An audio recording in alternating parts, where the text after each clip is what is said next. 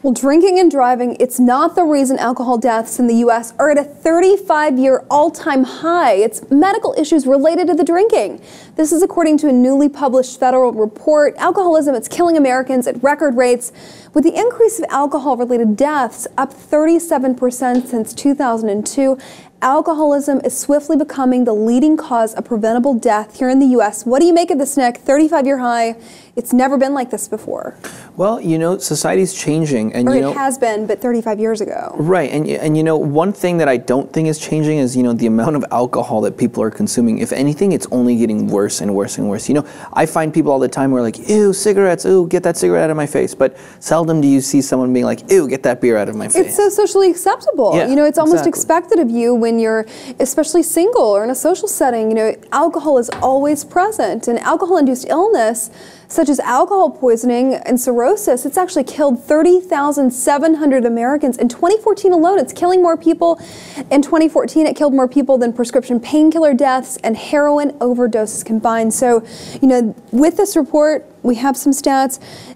They've broken this down by demographic, and okay. Caucasians who typically are on the younger side, they're the group that's dealing with the alcoholism. Why? Who knows? I mean, it could be so many different reasons why. I mean, at the same time, though, I'm not surprised. Yeah, I mean, I was in high school, I was in college, I saw, you know, I'd go to parties all the time. I mean, the amount that people are drinking is it's disgusting. And I just have a feeling, you know, you go back 30 years, 40 years, it simply wasn't this bad. I mean, it's to the point where, like, kids are, like, chugging these, like, plastic bottles of vodka and passing out on the driveway. It's just Do you remember nuts. this alarming trend that happened, I believe it was a couple of years ago on college campuses? Actually, college students were dying. It was something called funneling, where they weren't consuming the alcohol by drinking it. They were putting in their body another way, usually with a funnel, at a party, and they were, you know, anally ingesting alcohol. I've never heard of this. Yes, it was a trend. It was a really alarming trend. Is that in some ways easier than drinking? Well, it was supposed to be funny, but your body absorbed it much more readily, and kids were actually dying. Wow. You know, it was no laughing matter. I also heard of a couple of cases of teen deaths where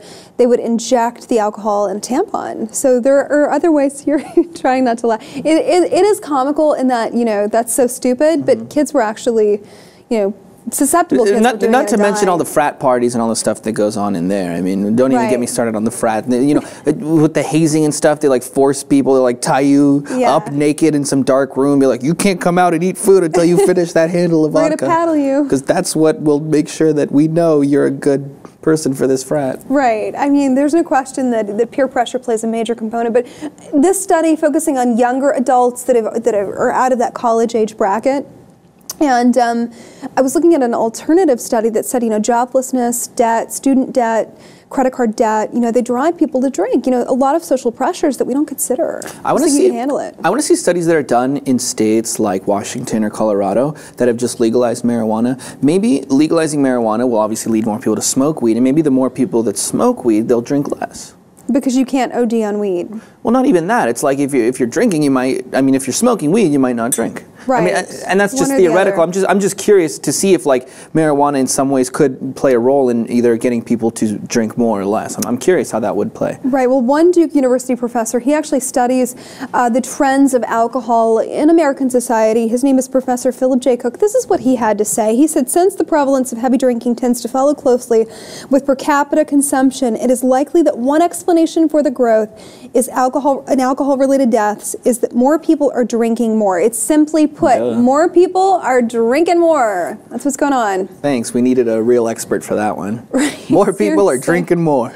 You know, it is what it is, but the study, really alarming trend, alarming rate, 35-year high in alcohol-related deaths, beating out painkillers and heroin ODs combined.